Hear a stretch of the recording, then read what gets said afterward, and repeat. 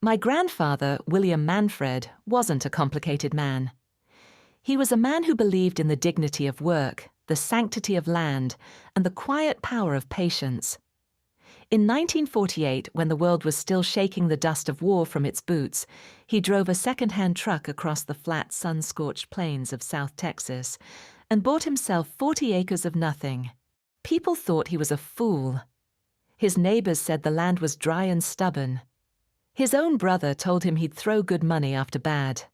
But William Manfred had a feeling about that land. The kind of feeling you don't explain to skeptics. You just act on it and wait. He waited 17 years. In 1965, a geological survey crew came sniffing around the county. They knocked on his door on a Tuesday afternoon, hats in hand, and offered him a lease arrangement for the natural gas that had been sleeping underneath his 40 acres for longer than any of us had been alive. The percentage they offered was modest, but the reserves were not. Within a decade, that modest percentage had become something extraordinary. By the time my grandfather was an old man sitting on the porch he'd built with his own hands, that dry, stubborn land had made him wealthy beyond anything he'd ever imagined when he handed over that check in 1948. He never moved to a bigger house. He never bought a boat or a second car. He kept the truck.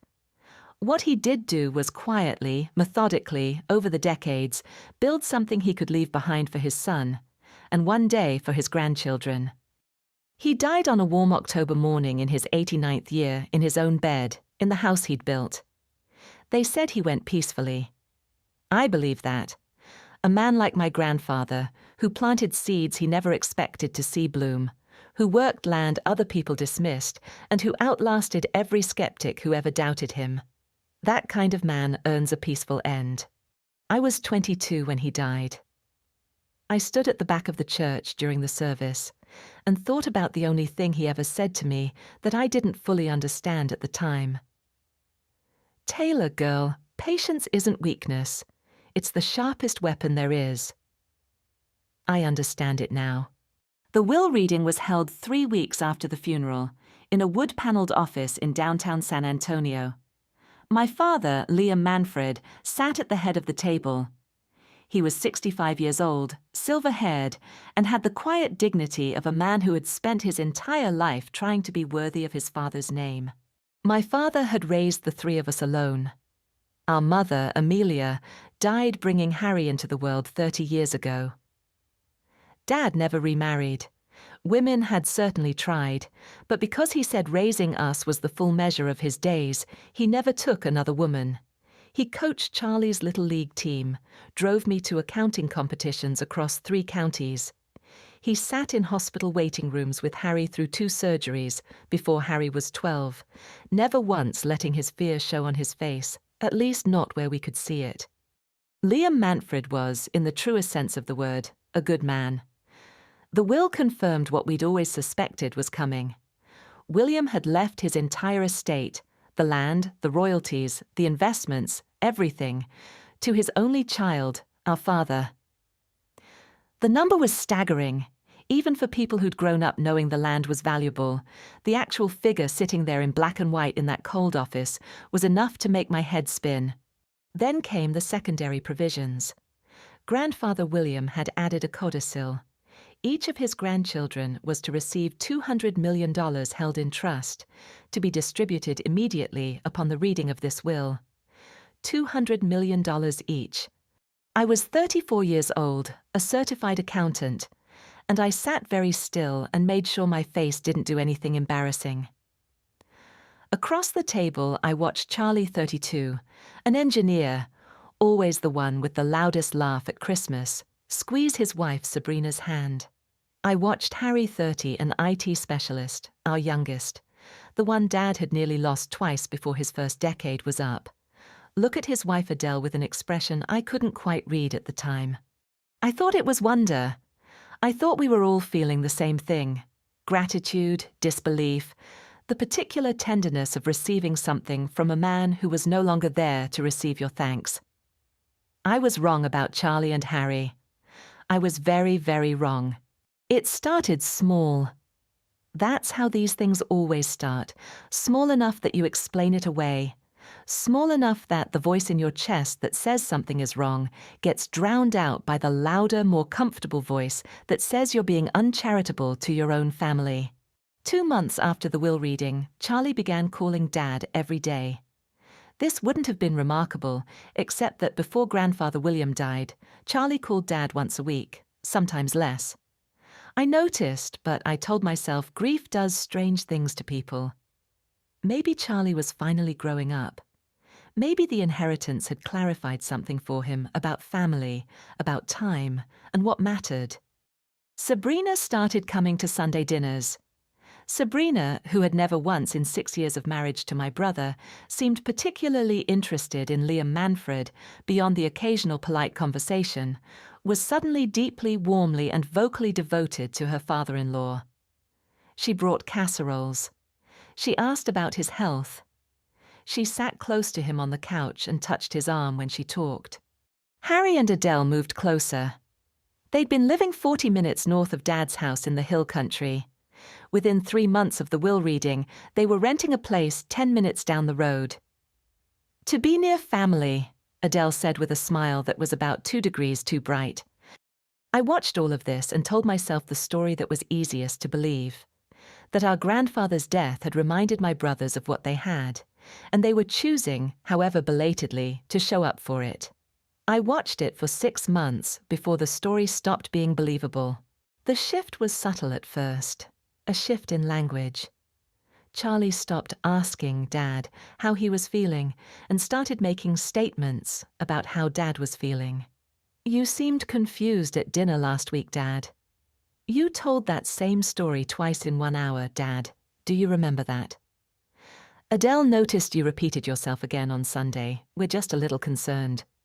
Dad was 65, sharp as a tack.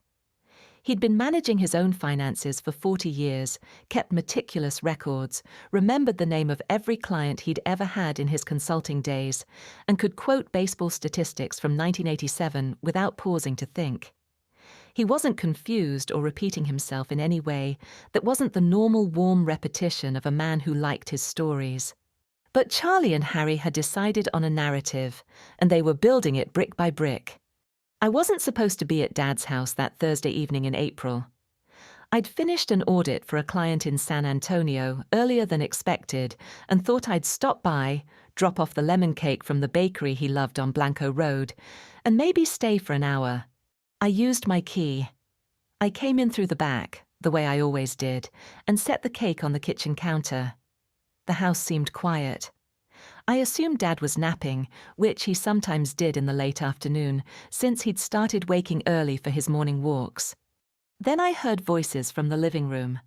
Charlie's voice, lower than normal, with the particular careful flatness of someone who is trying to sound reasonable.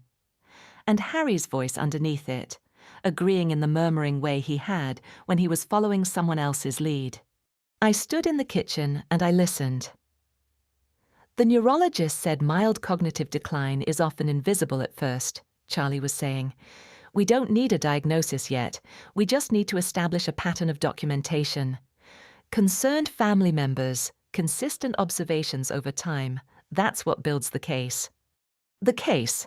My hands went very still on the kitchen counter. "Adele keeps a log," Harry said. "Every time he repeats something, every time he seems off. It's 3 months of notes." "Good. Sabrina, too. The lawyer said that kind of documentation carries real weight." A pause. "He's 65. The trust provisions are generous, but they require him to be mentally competent to make changes. If we can establish he isn't." "The facility we looked at in Kerrville is very nice," Harry said. "He'd be comfortable. It's not like—" "It's not about comfort," Charlie said, and there was something in his voice then that I had never heard before. Something flat and cold and completely unrecognizable as my brother. "It's about the estate. If he's declared incompetent, we petition for guardianship. Guardianship means control of his assets while the will is renegotiated," the lawyer said.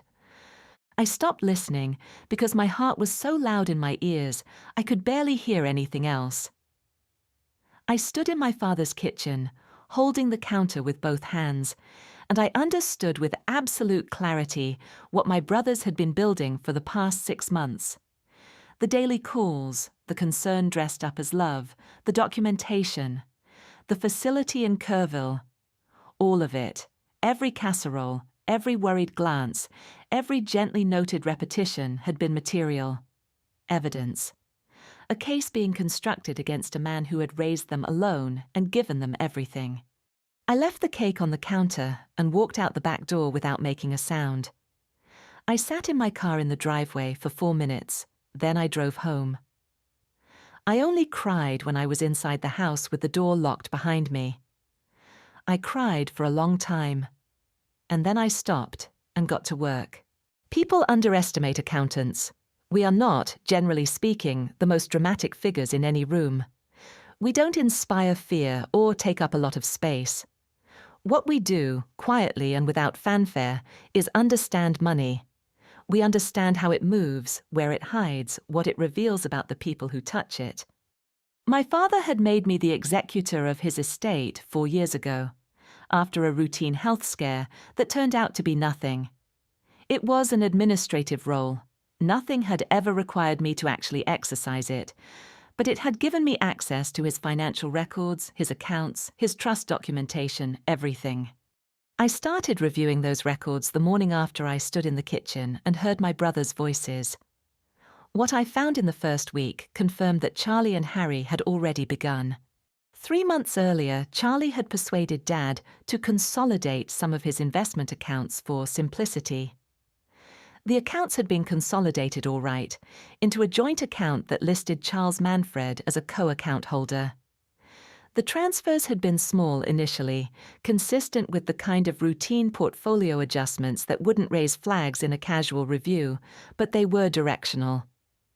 Money moving from Dad's sole accounts to shared accounts, slowly, methodically, with the patience of someone who understood that large movements attract attention, and small ones don't. Harry had been subtler. He'd set himself up as the administrator of Dad's home network and updated his estate planning documents digitally.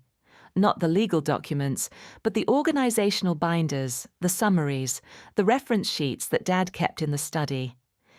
The updated versions contained small but significant changes to how certain assets were described and categorized. Nothing legally binding on its own. But in the context of a competency hearing, in front of a judge who was looking at documentation assembled by concerned family members over 3 months, it would be powerful. Sabrina had been to see a private elder law attorney. I found the billing record. She'd been careless enough to use a shared email address when she set up the consultation, an email that Dad technically had access to as part of the family account she'd never fully separated. The notes from that consultation, which I requested and received after a carefully worded letter establishing my role as estate executor, outlined a strategy for establishing legal guardianship over a parent showing signs of cognitive decline. They had been planning this for at least 5 months before I found out, probably longer. I made copies of everything. I hired my own attorney, a woman named Celeste Sinclair, who specialized in estate litigation and elder financial abuse, and who had a reputation in San Antonio legal circles for being exceptionally thorough and exceptionally impatient with people who tried to take advantage of the elderly. I assembled a file that was, by the time I was done, nearly 2 inches thick. Then I went to see my father. He was on the back porch when I arrived, in the chair he always used, reading a paperback with his glasses pushed up on his nose. He looked up when I came through the door, and he smiled that particular smile he had, the one that started slow and then took over his whole face.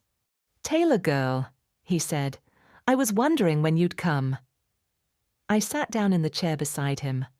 I had practiced what I was going to say the entire drive over. I had notes on my phone. I had been so careful, so methodical, about how I would walk him through this without breaking his heart more than it needed to be broken. "Dad," I started, "I need to talk to you about Charlie and Harry." He closed the book and set it on the side table. He took off his glasses and folded them. He looked at me with the steady, clear eyes of a man who had been waiting for exactly this conversation. I know, he said. I stared at him. You... what? I know what they've been doing. He said it the way he used to tell me things when I was small and had done something wrong and was working myself up to confess, gently, without drama, because the drama wasn't the point. I've known for about 3 months. Dad. My voice wasn't entirely steady. Why didn't you... Because I wanted to know how far they'd go. He was quiet for a moment, looking out at the yard, at the live oak he'd planted the year Harry was born. And because I wanted to see if you'd find it. I felt something shift in my chest. Was that a test? It was hope, he said simply. I hoped you'd find it. I hoped you were paying attention. And you were. He looked at me. Your grandfather always said patience was the sharpest weapon there is. He wasn't just talking about land, you know. He had been building his own file. 3 months of meticulous, quiet documentation, the same weapon Charlie and Harry had been using against him, turned right back around. Every phone call, noted with time and date. Every concerning observation Sabrina or Adele had made, countered by a note from his physician, Dr. Renata Devereux, who had been seeing him quarterly and found him in excellent cognitive and physical health. Every financial transfer Charlie had nudged him toward, documented as having been made under the explicit recommendation of a family member who had described it as routine.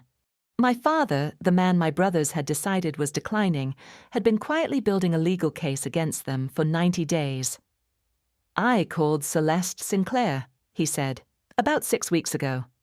I blinked. That's my attorney. He smiled. I know, she told me. He reached over and patted my hand. She said you were thorough, I wasn't surprised. I laughed, and it came out a little broken. He squeezed my hand and let me have a moment. What do we do now, Dad? He leaned back in his chair. Outside, a mockingbird was singing in the oak tree. We wait for the right moment, he said. Patience, Taylor girl. Every year, the Manfred family had contributed to the Hill Country Land Conservation Trust, a cause my grandfather had cared about, given that it was a piece of hill country land that had made him everything. The annual gala was the Trust's major fundraising event, held at the Silver Rock Ranch outside Fredericksburg, attended by 300 people from across the region. Ranchers, business owners, local officials, family friends, philanthropists. My father sat on the Trust's board. Had for 15 years. He was beloved there. This year's gala fell on the 14th of June. About 2 months prior, Dad had made a very public announcement that he intended to make a significant donation in his father's memory, and that he had a statement to share with the assembled guests. The announcement had generated the kind of quiet excitement that these events ran on. The hope of witnessing genuine generosity from a man with genuine means. Charlie and Harry both attended. Of course they did. Where Liam Manfred went, they now followed. Sabrina wore a pale blue dress. Adele had new jewelry. They stood close to Dad all evening, attentive and warm, performing the roles they had been performing for 8 months with the commitment of people who had convinced themselves they were the heroes of their own story. I wore a black dress and stood near the back and watched them, and felt the particular cold clarity that comes from knowing exactly what is about to happen. Dad took the podium at 9:15, after the dinner plates had been cleared, and the room had settled into the warm, wine-loosened ease of a summer evening among friends. He thanked the board. He spoke about his father, William's early years, the 40 acres, the patience and the vision, and the deep, stubborn belief in something other people couldn't see. He spoke beautifully. Half the room was already moved before he got to the donation. The donation was $15 million to the Land Conservation Trust, in William Manfred's name. The room responded with the kind of genuine, sustained applause that cannot be manufactured. Then my father said, "Before I leave this podium, there's one more thing I'd like to address, and I want to address it publicly because some things deserve to be said aloud." The room settled. "Over the past several months," he said, his voice even, his eyes moving across the room with the calm of a man who has had a very long time to prepare for this, "I became aware that 2 members of my family had undertaken a coordinated effort to have me declared mentally incompetent, to document supposed episodes of confusion to transfer control of my assets, to place me in a care facility so that my estate could be managed and ultimately redistributed without my participation." The room was very quiet. My sons, Charles and Harrison Manfred, along with their wives, constructed this effort over the better part of a year. They did so while calling me every day, while bringing casseroles to my house, while sitting beside me on my own couch and squeezing my hand. His voice did not waver. It was the voice of a man who had done his grieving in private and arrived here, tonight, with nothing left to grieve. I want the people in this room, many of whom have known my family for decades, many of whom knew my father, to know the truth of what happened. Not for my sake, but because my father believed that what you build on honest ground lasts, and what you build on deception doesn't. He looked briefly, directly at Charlie, then he looked at Harry. Neither of them moved.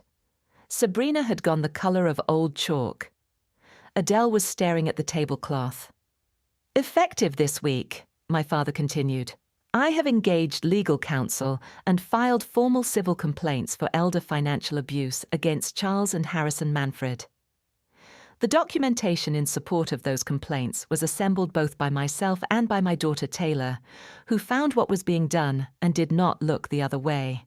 He paused. "I also want to say this." His voice softened fractionally. "I raised those boys. I know where they came from and what they've been through.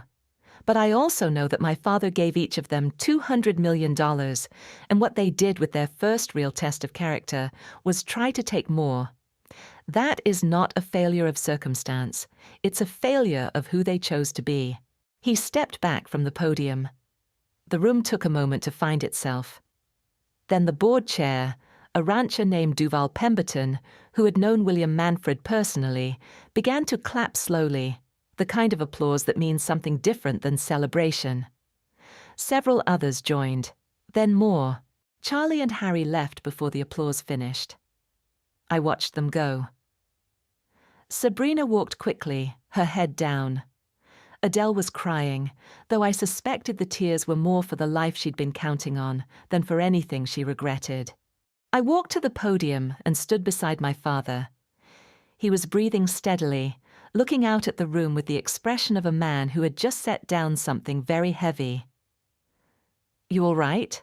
I asked quietly. "Better than I've been in a long time," he said. The civil case was settled 14 months later. Charlie and Harry both agreed, as part of the settlement, to repay every dollar that had been moved from my father's sole accounts. The joint account Charlie had opened was dissolved. The amended estate documents Harry had created were formally voided and replaced. There was no criminal prosecution. My father, in his patience and his mercy, had decided that public exposure was sufficient punishment, and that the courts would take more out of him than he was willing to give. Both brothers lost their reputations in the circles that mattered to them. Charlie lost 2 professional contracts within the year. The social world they'd moved in, the charity events, the community boards, the dinner parties with people who had known the Manfred name with respect, contracted around them as quietly and decisively as water filling a space. I'd like to take a moment and pause. Thank you for joining me on this journey. Please show a kindness by clicking like and subscribe. It would help our channel so much. Let's continue our story. Sabrina and Adele, for what it's worth, both filed for divorce within 18 months of the gala. I don't say that with satisfaction. I say it because it happened, and because it seemed to me like the only honest response to discovering what kind of people they had become. My father gave his Saturday mornings to a mentorship program for first-generation college students in San Antonio. He bought himself a new truck, the first new truck he'd ever owned, and drove it with the pleased expression of a man who had earned something uncomplicated. He called me every Sunday, and we talked about nothing in particular. The weather, the baseball scores, the book he was reading, the mockingbird in the oak tree.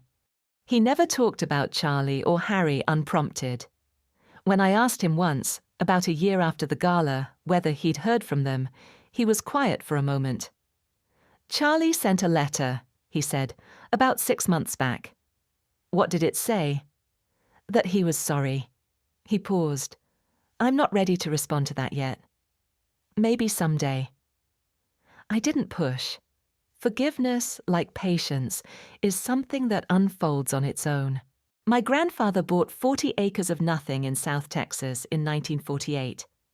He did it on a feeling, against all advice, with the stubborn confidence of a man who believed that what looked like nothing could, with patience, become something. He was right. He was right about the land. He was right about my father. He was right about me, though he never said so explicitly. He just handed me, at 22, a piece of wisdom I wasn't old enough to fully understand yet, and trusted that I'd grow into it. Patience isn't weakness, it's the sharpest weapon there is. My father is 67 now. He looks well. He moves through the world with the particular ease of a man who has been tested by something real, and come through it without having become harder than he needs to be. That, to me, is the thing I admire most about him. Not the money, not the composure at the podium, not the meticulous file he assembled in secret while his sons brought him casseroles and called him every day. What I admire is that after all of it, he still left the door open for Charlie. Still used the word someday. Still chose, at every turn, to be the kind of man his father raised. I think about the land sometimes. 40 acres in South Texas that nobody wanted. A gas well that slept underground for generations, patient and still until the moment it was needed. Some things take a long time to come to the surface. Some things are worth the wait.